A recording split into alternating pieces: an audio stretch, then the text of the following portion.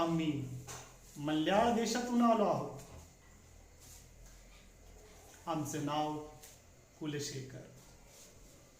साक्षात तिरुपतींची कृपा असल्यामुळे आम्हाला कोणाची परवानगी घ्यायची गरज वाटत नाही. मी नतमस्तक होतो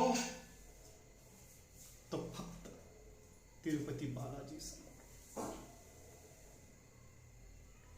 पिठापूरमध्ये आल्या आल्या मी सर्व मल्लांना आवाहन केलं, पण कुणीही मल्ल माझ्या समोर उभं राहायला तयार नाही.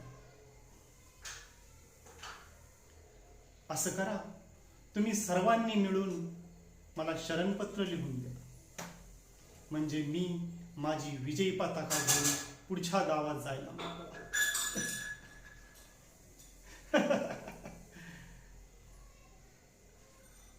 हा बालक